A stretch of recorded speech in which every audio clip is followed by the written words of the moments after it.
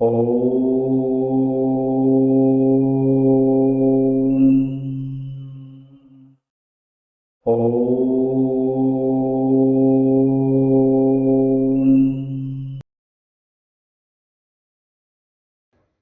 दोस्तों, नमस्कार। मैं एस्ट्रोलॉजर नारायण आप सभी का मेरे चैनल पर स्वागत करता हूं।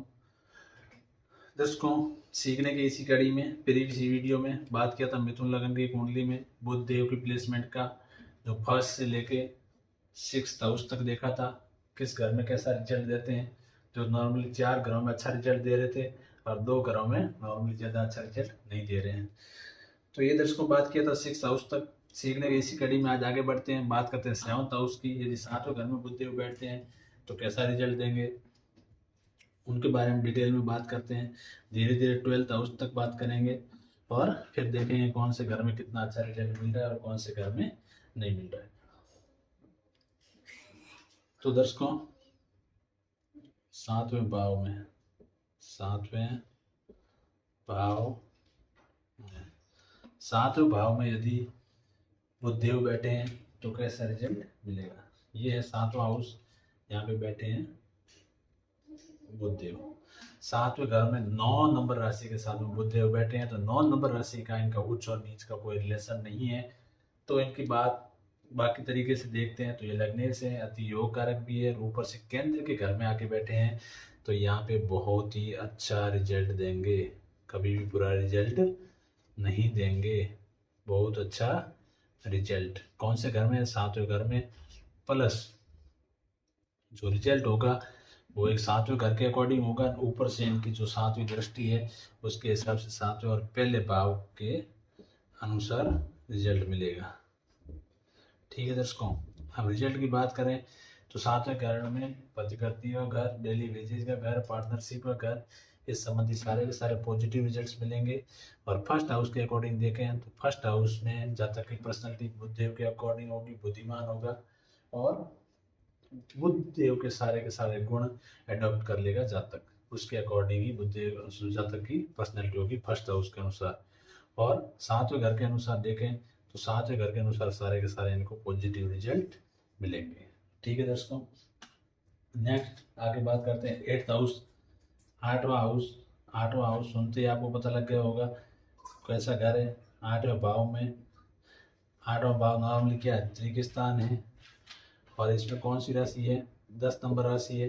तो 10 नंबर राशि इनकी उच्च और नीच का कोई रिलेशन नहीं है, तो ये हमेशा यहाँ पे अच्छा रिजल्ट नहीं देंगे। अच्छा नहीं, कैसा रिजल्ट देंगे? ये अच्छा नहीं देंगे।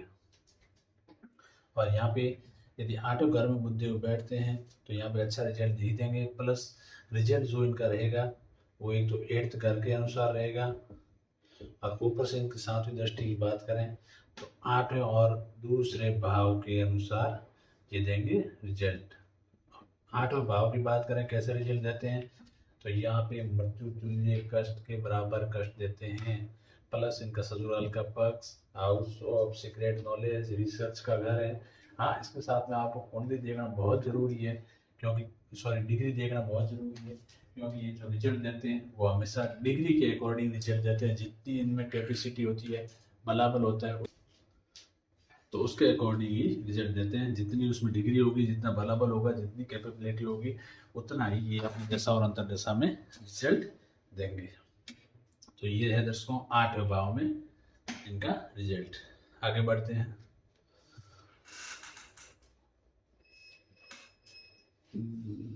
बात करते हैं 9वें हाउस के बारे में। यदि 9th हाउस में बुध देव प्लेस्ड होते हैं तो कैसा रिजल्ट देंगे।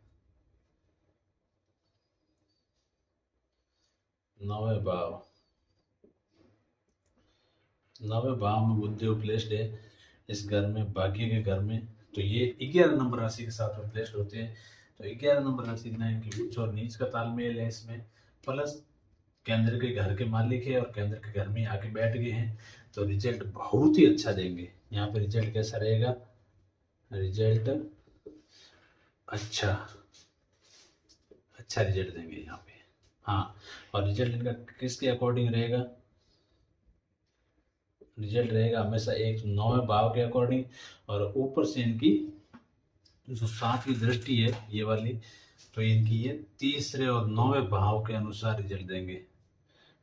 अब 9 भाव पिता का घर है, भाग्य का घर है, विदेश यात्राओं का घर है, तो इस संबंध में इनको सारे के सारे पॉजिटिव रिजल्ट्स मिलेंगे।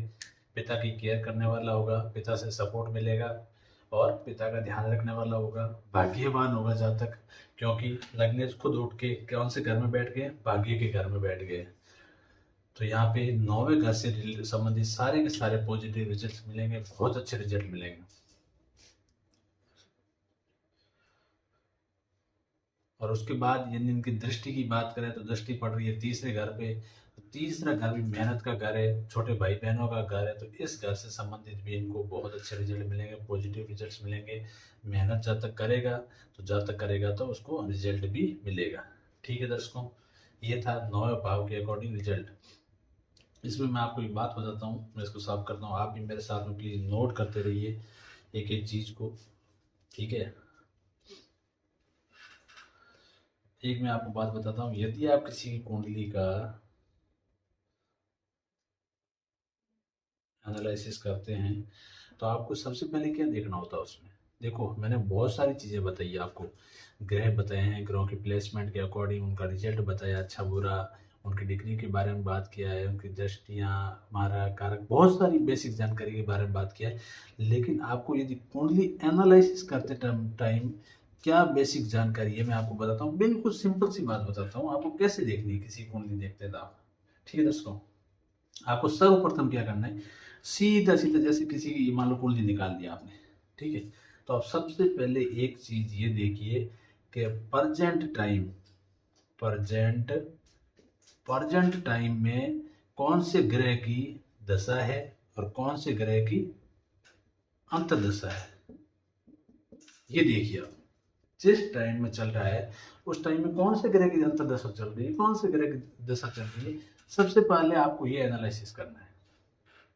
ठीक है दोस्तों, आपने पता कर लिया, मान लो बुध की दशा चल रही है और गुरु की अंतर्दशा चल रही है, जो भी XYZ, ठीक है। उसके बाद आपको जाना है कि ग्रह की प्लेसमेंट, कौन से ग्रह की प्लेसमेंट, जिसकी दशा चल रही है, जिसकी अंतर्दशा चल रही है, उसकी प्लेसमेंट कहाँ कहाँ है, और वो इस कुंडली में योग कारक है, मारक है, सम है, उच्च के हैं, नीच के हैं, जो भी है, इनकी प्लेसमेंट के अकॉर्डिंग आप पता कर लेंगे कि ये ग्रह कैसा रिजल्ट देने को लिए बाध्य है और कैसा रिजल्ट देने वाला है।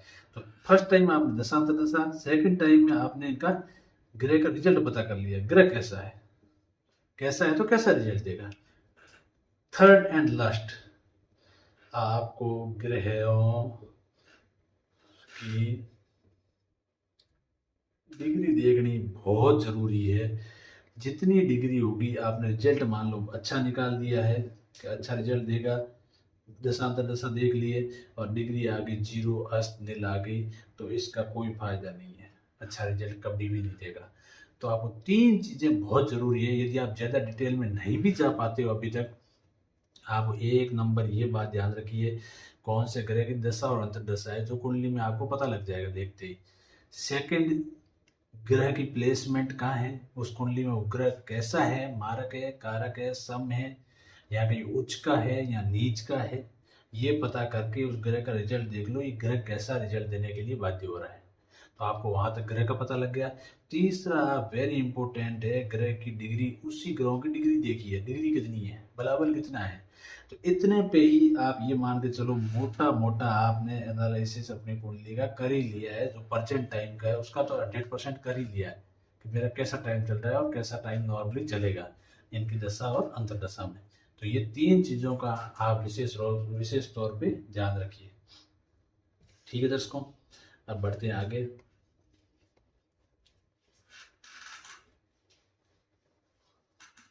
नेक्स्ट बात करते हैं 10th हाउस की।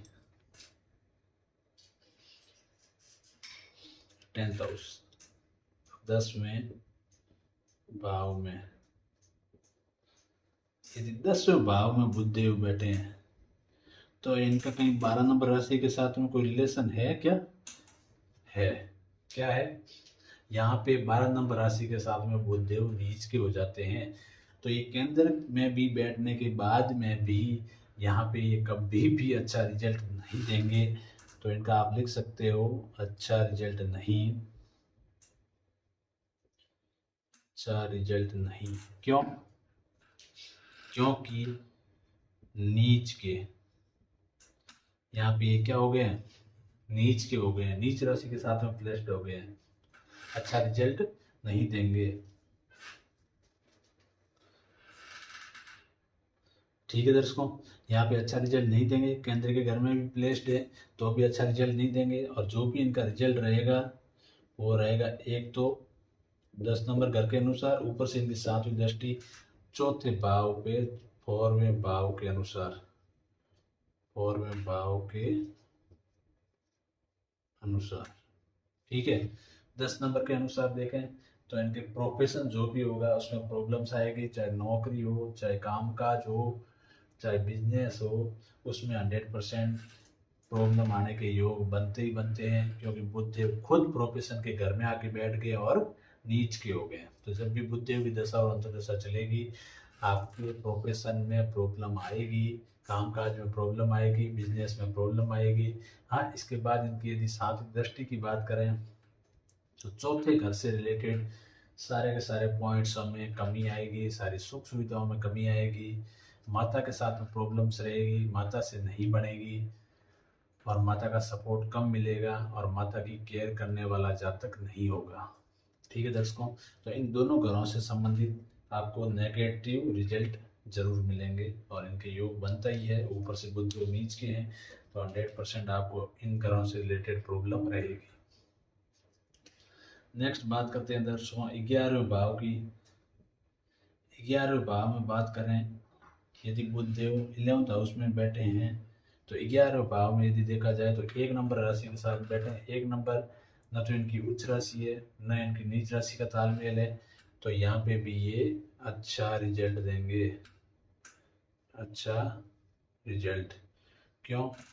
क्योंकि नॉर्मली लाभ के घर में आके बैठ गए हैं और ऊपर से इनकी 11th हाउस में उच्च और नीच राशि का तालमेल नहीं है, तो हमेशा अच्छा रिजल्ट देंगे। प्लस इनका जो रिजल्ट रहेगा वो रहेगा एक तो 11th हाउस के अकॉर्डिंग, और प्लस यहाँ से दृष्टि की बात करें 7वीं, तो 11वें और 5वें भाव से, भाव के अनुसार ये रिजल्ट देंगे बुधदेव अपनी और दशा और अंतर्दशा में। हाँ, उसके बाद डिग्री आपको देखनी है, डिग्री आपको देखना बहुत ज़रूरी है, मैंने पहले भी बात किया था। ठीक है दर्शकों, बिना डिग्री देखे आप किसी भी ग्रह का एनालिसिस मत कर दीजिएगा, क्योंकि किसी भी ग्रह यदि मार्क है वो अस्तावस्ता पड़ा है तो कभी आपको उसके मार्केटों के रिजल्ट ही नहीं मिलेंगे। तो हमेशा डिग्री देख के ही आप एनालिसिस करिए। तो इस घर के रिकॉर्डिंग यदि बात करें तो 11th हाउस के अकॉर्डिंग आपको कहीं ना कहीं से लाभ 100% अर्जित होगा। लाभ प्लस बड़े भाई बहन का घर है तो बड़े भाई बहन से रिलेटेड आपको कभी भी कोई प्रॉब्लम्स नहीं आएगी। और बात करें इनकी दृष्टि की तो 5वें घर पे पड़ रही है, जो दाम्पत्य सुख का घर है, लव रोमांस का घर है, अनसर्टेन गेन का घर है, तो इनमें भी आपको कभी भी कोई प्रॉब्लम नहीं आएगी। लव रोमांस अच्छा रहेगा, दाम्पत्य सुख अच्छा रहेगा। ठीक है दर्शकों, और इसके साथ साथ बुधदेव फीमेल ग्रह होने की वजह से आपके पुत्री का योग जरूर बनता है 5वें घर के अकॉर्डिंग। आप यहाँ लिख लीजिए पुत्री योग बुधदेव की दशा और अंतर्दशा में। तो दर्शकों ये था, यदि बुधदेव 11th हाउस में बैठते हैं तो बहुत अच्छा रिजल्ट देंगे, प्लस अपना रिजल्ट एक 11th हाउस के अकॉर्डिंग और 5वें घर के अकॉर्डिंग अपना रिजल्ट देंगे। तो दर्शकों बात करते हैं नेक्स्ट।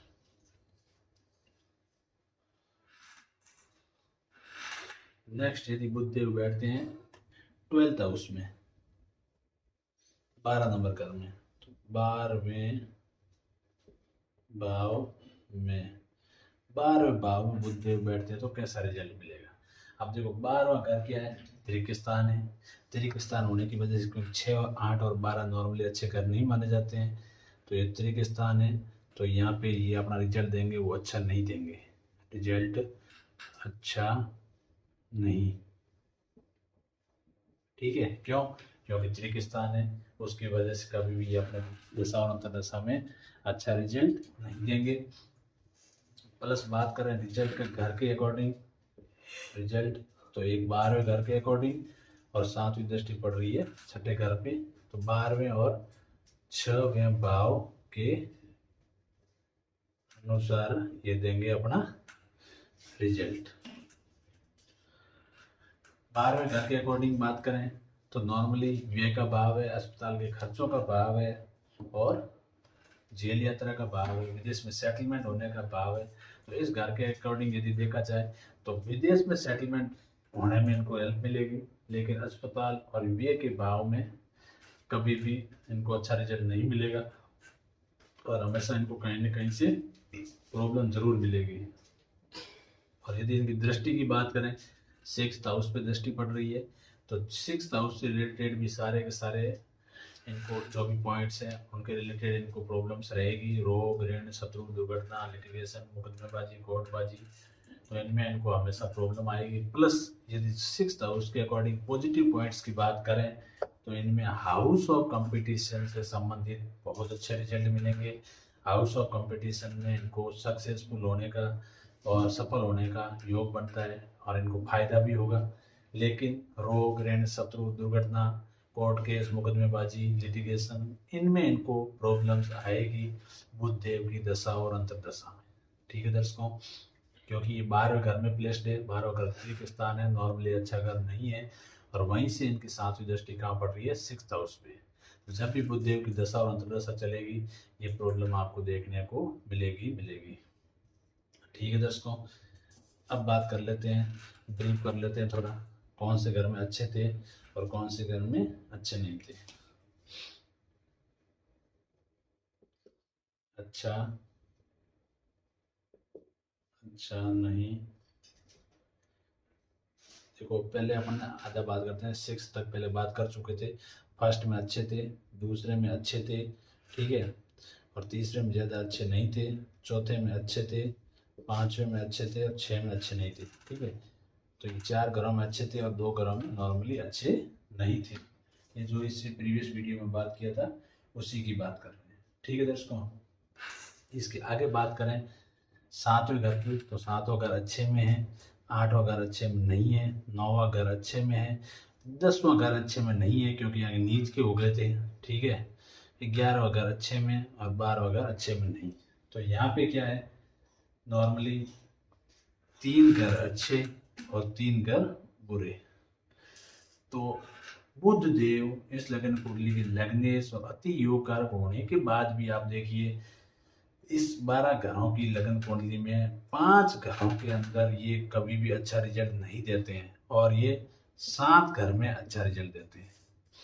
तो देखा आपने, बुध देव अति योग कारक और लग्नेश होने के बाद में भी 5 घरों में यदि 3, 6, 8, 10 और 12 यदि 5 घरों में प्लेस्ड होते हैं तो ये लग्नेश और अति योग कारक होने के बावजूद भी कभी भी अच्छा रिजल्ट आपको नहीं देंगे इनकी दशा और अंतर्दशा में। और बाकी के जो 7th हाउस है इनमें आपको हमेशा बहुत अच्छा रिजल्ट मिलेगा। तो दर्शकों, ये था मिथुन लगन की कुंडली में बुध देव की 1 से लेके 12 घर तक की प्लेसमेंट के अकॉर्डिंग अच्छा या बुरा रिजल्ट के बारे में डिटेल जानकारी। अपन नेक्स्ट वीडियो से कारक लगन कुंडली के बारे में बात करेंगे, डिटेल में जाएंगे, सारे घरों के अकॉर्डिंग बात करेंगे।